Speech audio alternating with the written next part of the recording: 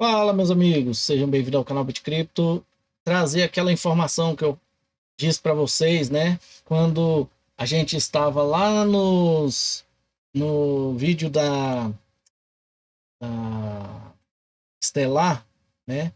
E teve um momento lá que eu falei para vocês, ó, esse é o ponto que a gente tem que observar, né?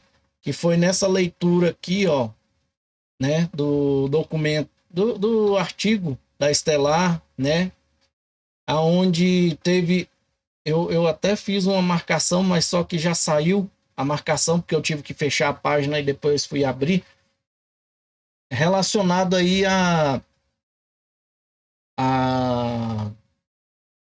regulamentações, né, referente aos assuntos das liquidações. Eu acho que foi aqui que eu marquei, ó, liquidações em USDC, o EURC, né, que já estavam ativas e operacionais na rede Estelar, só que tinha aqui a liquidação de pagamento com cartão feito pela Wirex, que agora é feita diretamente em stablecoin. Foi aqui, ó, o que eu marquei em vermelho aqui e depois marquei aqui stablecoin na blockchain, tá? Eu acho que foi aí que eu marquei. Aí, o que que nós vamos falar disso aqui, gente? Para quem assistiu o vídeo passado, se não assistiu, não vai entender o que que eu estou fazendo aqui. Nós temos aqui, eu vou começar pelo um perfil, depois nós vamos para o site. Sem sensacionalismo, o cerco está se fechando para stablecoin no Brasil. Lá no outro, na questão da USDC, da stablecoin, tá? Isso aqui, ó. Isso aqui é um stablecoin. São duas stablecoin, uma em euro e outra em dólar, né? Que é emitido pela Circo. Aí ele está falando sobre a stablecoin no Brasil. O cerco está se fechando. Tenho acompanhado as movimentações regulatórias no mercado cripto e um documento recente chamou muita atenção de todos. O projeto de lei 4308/2024, que atualmente tramita na Câmara dos Deputados, ainda não foi votado, é uma PL. Embora alguns estejam confundindo o texto com uma resolução direta do Banco Central, né? Trata-se, na verdade, de uma PL. Essa resolução é esse documento aqui, tá, gente? Que ele está falando. E esse aqui é a PL, que está tramitando na Câmara dos Deputados desde 2024. E aqui ele diz que aqui, ó, no entanto, seu impacto potencial é enorme, pois ele propõe a proibição e a criminalização da emissão de stablecoin fora da regulamentação oficial.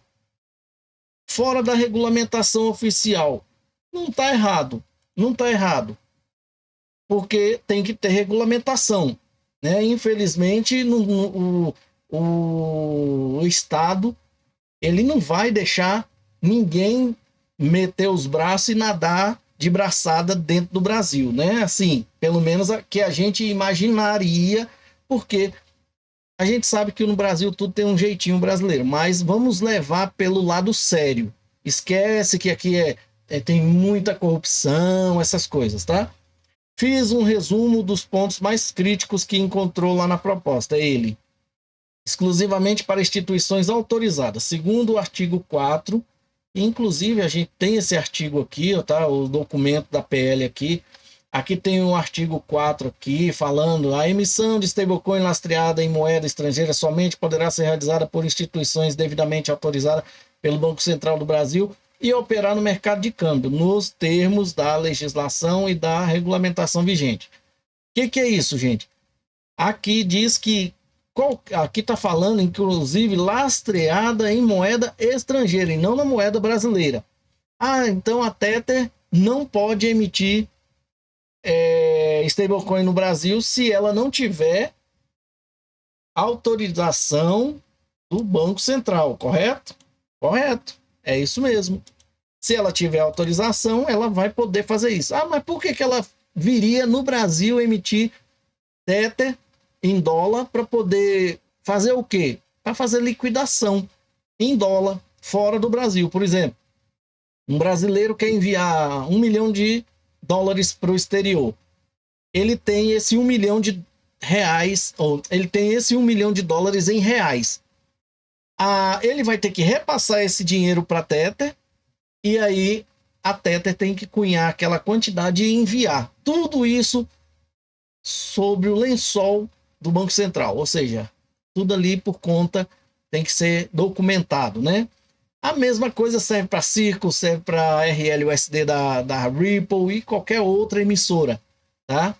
A emissão de que trata o caput sem a devida autorização equiparar o previsto ao artigo, né, que é dos crimes contra o sistema financeiro nacional. No parágrafo 2º aqui, aplica-se a emissão de que trata o caput no que couber a legislação e a regulamentação que disciplina as operações de mercado. Eu pedi um resumo disso para o Gemini do Google e já nós vamos trazer isso aqui. Vamos ver o que o cara achou lá, né? Exigência, aqui diz que vai ser equiparada a crime contra o sistema financeiro, como a gente viu ali. Exigência de 100% do lastro, lá no artigo 5º, não deixa margem para manobra. Eu não vou nem trazer o do Gemini, não, porque o dele está bem resumido aqui. O texto exige que as stablecoins sejam integralmente lastreadas. Emitir sem a correspondente reserva financeira é terminavelmente vedado, sujeito aos infratores à penalidade prevista no Código Penal. Conclusão que ele tirou disso: se o projeto avançar como está, acabará definitivamente com as emissoras de moedas pareadas no Brasil. Não acabará com as emissoras de moedas pareadas no Brasil, gente. Isso aqui acabará com as emissoras de moedas pareadas no país que não têm licença. Todas elas têm que ter licença. Toda e qualquer emissão de stablecoin precisará passar por um crivo regulatório rigoroso do Banco Central. E qual é o problema aqui?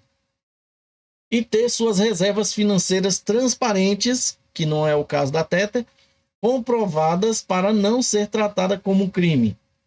A regulação pode até trazer mais segurança, mas será que esse nível de restrição não vai sufocar a inovação do setor no Brasil?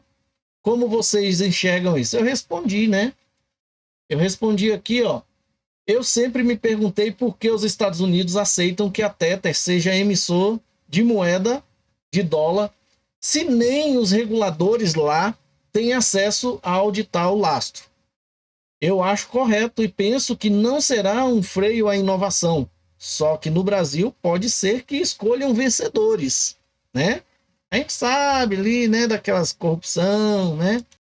O outro diz assim: não permitam o que consideram uma das maiores fraudes do mundo, a Tether, que, na minha visão, já distorceu o mercado cripto ao criar grandes quantidades de liquidez em USDC e acabou recebendo apenas multas relativamente leves. Vejo algo positivo, né, na nova lei. E é isso mesmo, gente, tá? Então, é sobre isso que fala a PL. E o outro que está também replicando aí, né, ecoando pelas X da vida aí, pelas redes sociais, o blockchain, trazendo aí, Banco Central do Brasil atualiza o FX, né, as regras de FX, né? O que é o FX, gente? Tá aqui, ó. Vamos ver o que é o FX. FX é uma abreviação de Electronic Foreign Exchange. No contexto, ou seja, é como se fosse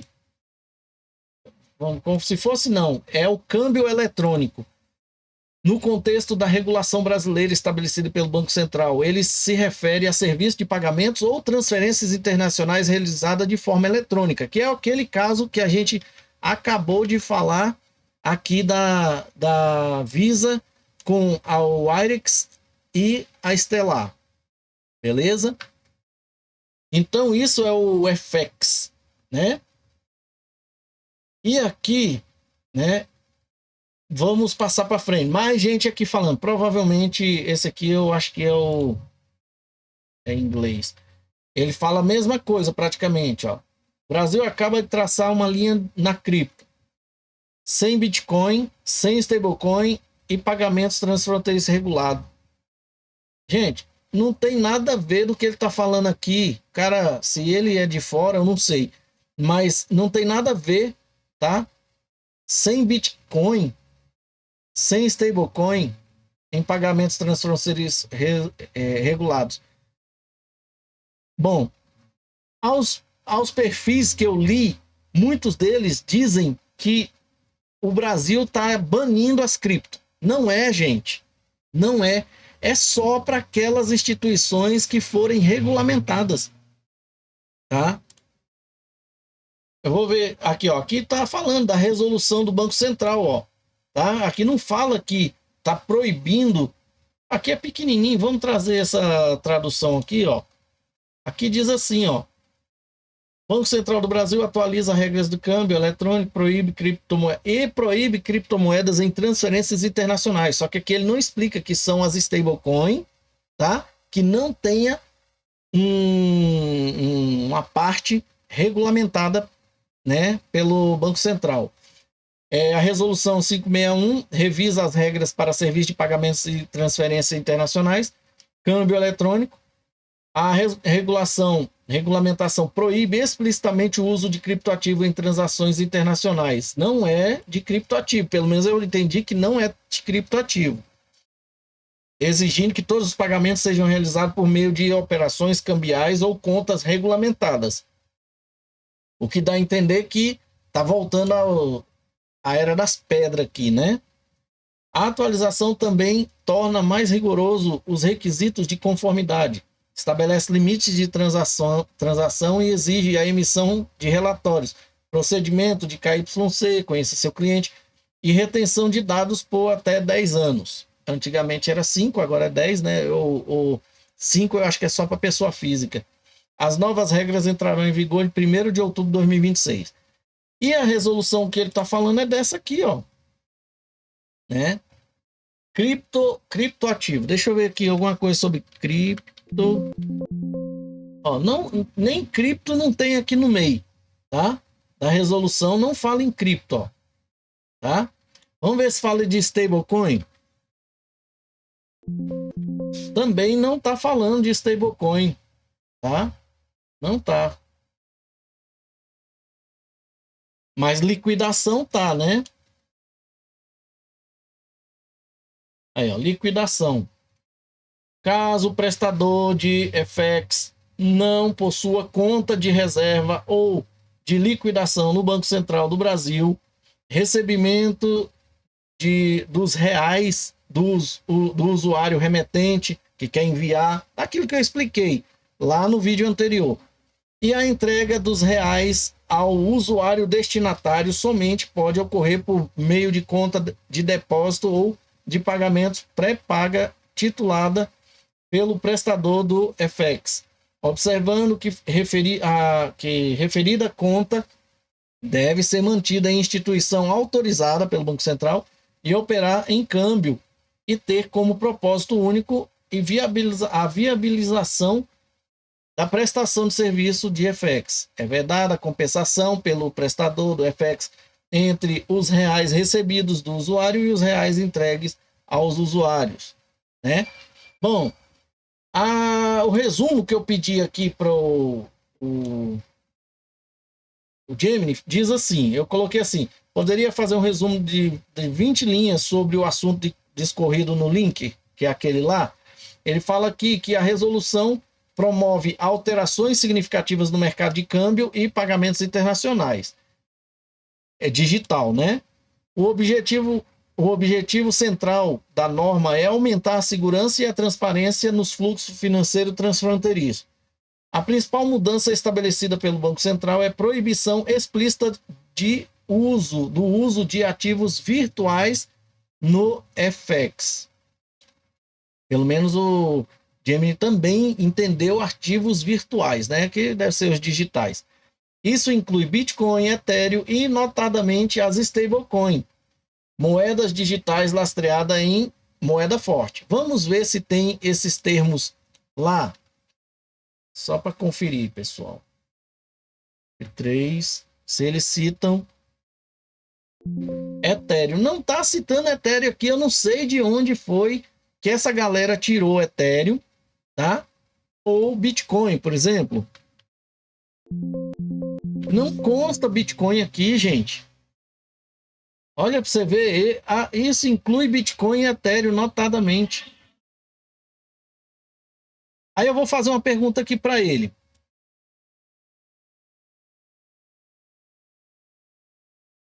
Em que parte do texto original no link você encontrou os termos Bitcoin e Ethereum? Vamos ver se ele vai se desculpar aí também. Aí, peço desculpa pela imprecisão ao revisar o texto original, a resolução fornecida nos termos específicos. Ethereum e Bitcoin não constam no documento. A resolução utilizada. Você tá vendo, gente? Ativos virtuais. A norma veda a utilização de ativos virtuais na liquidação das obrigações do prestador de serviço perante o recebedor no exterior. Ou o prestador de serviço de pagamento lá fora. Stablecoin, embora o termo stablecoin também não apareça com essa grafia, a proibição recai sobre ativos digitais que tentam mimetizar moedas fiduciárias, ou como é que fala aqui? Tokenizar, né? Ao exigir que a liquidação ocorra estritamente por operação de câmbio ou contas em reais e não de não residentes, tá? Aí, por que ele mencionou o Bitcoin e Ethereum no resumo anterior, como esses são os exemplos mais conhecidos e representativos da categoria de ativo? Aí ele quer fazer do jeito que ele quer e não do que está escrito, né? Esse é o problema da falsa inteligência artificial que quer inventar, né, galera? Mas vocês viram aí, né?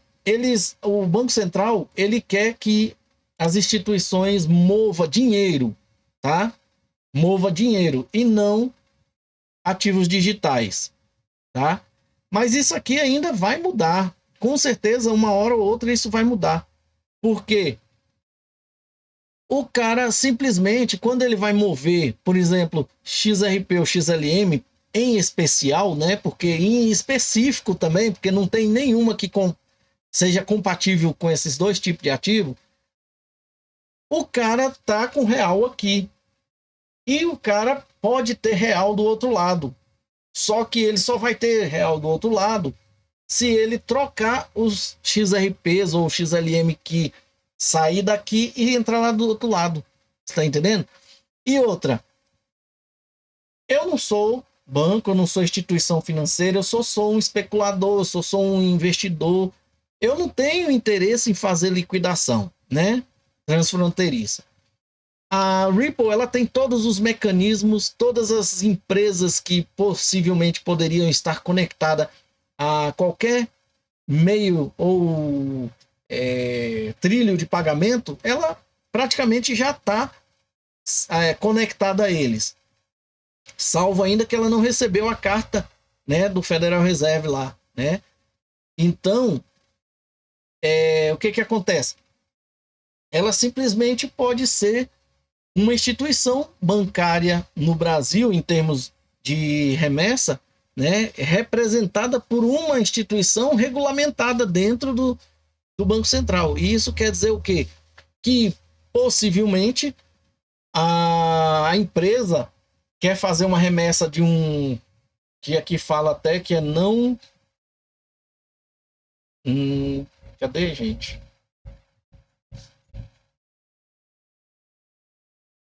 Instituição de um não.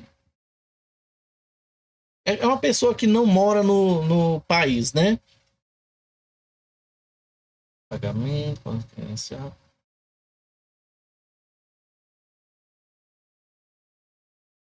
Não tô conseguindo achar o nome aqui de novo, não. é uma pessoa que está enviando dinheiro para outra pessoa ou para a família fora do Brasil. A pessoa está trabalhando no Brasil, né? Ele não é uma pessoa nascida no Brasil e ele está enviando dinheiro para fora. E eles exigem que isso seja feito em real, tá? O cara recebeu em real aqui, beleza.